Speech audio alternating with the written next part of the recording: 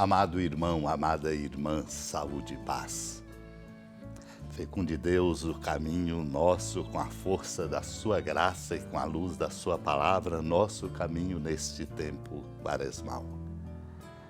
Precisamos de conversão. Sem a força da conversão e sem a experiência da conversão, jamais daremos conta de viver a vida como dom e assumir os compromissos daí decorrentes. Olhamos os cenários da nossa sociedade brasileira e nos envergonhamos. E, sobretudo, lamentamos porque não encontramos lideranças fortes para abrir novos caminhos do ponto de vista político, social e econômico.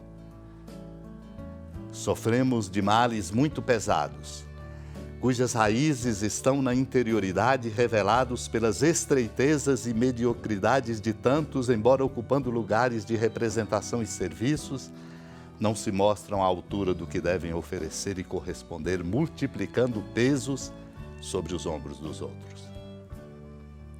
Acolhamos para nos preparar na escuta desta palavra santa de Deus que nos interpela, o que encontro na preciosidade dos sermões de São Basílio de Seleucia ao comentar o Evangelho.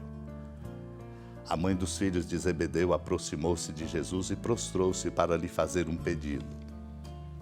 Queres ver a fé desta mulher? Considera o momento em que faz o seu pedido. Quando apresenta sua súplica, quais são as circunstâncias de sua petição? A cruz estava preparada, a paixão se aproximava, a milícia dos judeus já organizara suas fileiras. Que dizes, mulher? Ouves falar de cruz e pedes um trono? Fala-se de paixão e tu cobiças realeza? Que os discípulos se entreguem ao medo, que compartilhem suas preocupações ante o perigo. De onde te vem a procura de uma tão grande dignidade em tudo o que se disse ou se fez, o que te levou a ambicionar a realeza? A evocação da paixão, a espera da cruz te levam a pretender tais bens?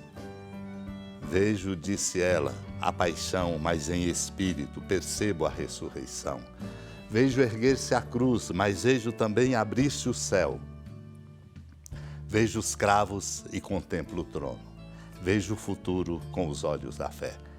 A mulher antecipa as palavras do ladrão. Na cruz este dizia, lembra-te de mim quando entrares em teu reino. Ela, antes da cruz, suplica em vista do reino.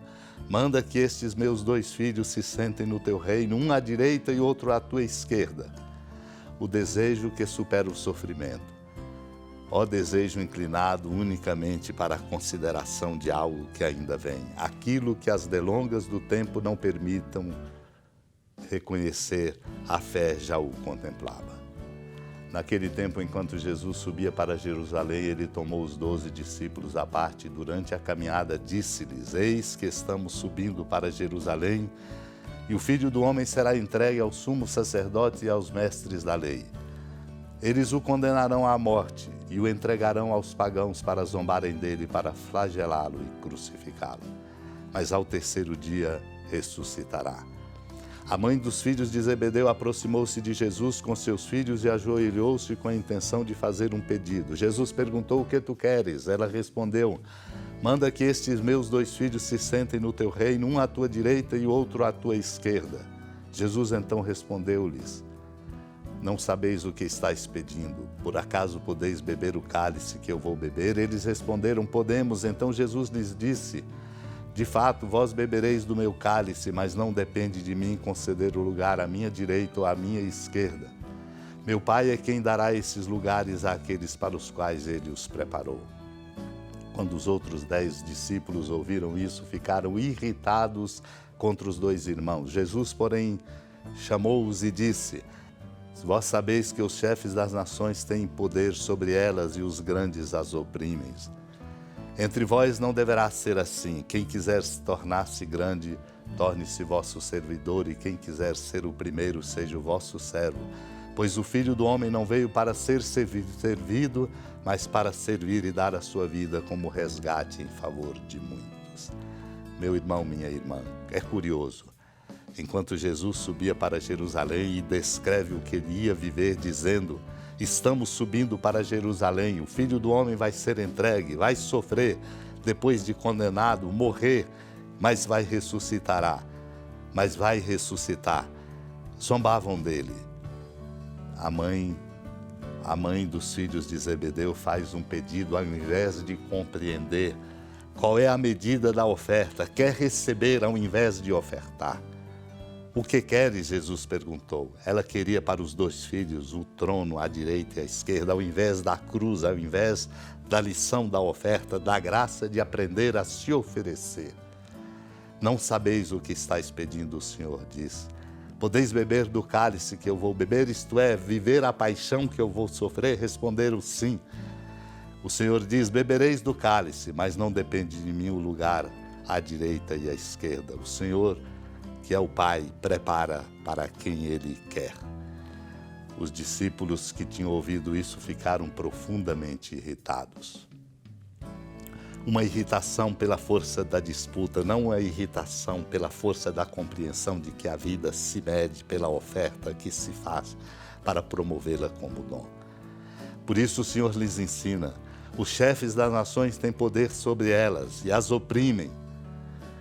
Mas entre vós não deve ser assim. Quem quiser tornar-se grande, seja servidor. Quem quiser ser o primeiro, seja o servo de todos. A exemplo do Filho do Homem, que não veio para ser servido, mas para servir e dar a sua vida em resgate em favor de muitos.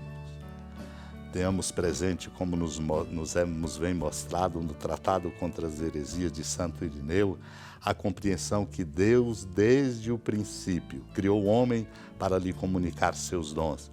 Escolheu a nós todos para nos encher de dons, por isso nos dá o dom de viver.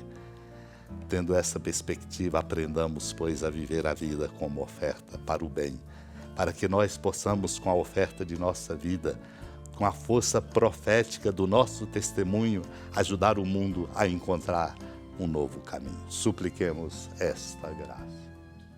Senhora da piedade, Mãe Virgem do Cristo Deus. Lembrai-vos, ó piedosíssima Virgem Maria, que nunca se ouviu dizer que alguém daqueles que, tendo recorrido à vossa proteção, implorado a vossa assistência e reclamado o vosso socorro, tenha sido por vós desamparado.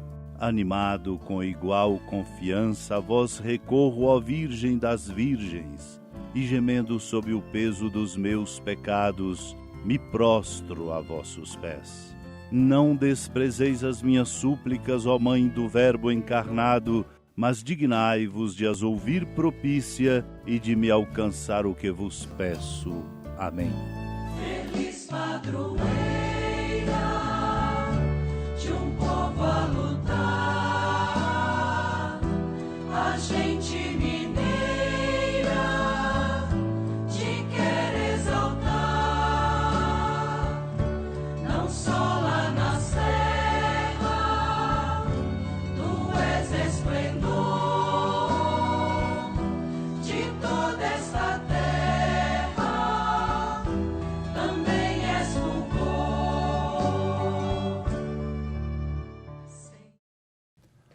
Amado irmão, amada irmã, com a alegria do Santuário Basílica da Padroeira do Estado de Minas Gerais, a Senhora da Piedade, que da sua casa de clemência e bondade nos acompanhe e nos abençoa do alto da serra, magnífica arquitetura divina, a bênção de Deus, amor misericordioso.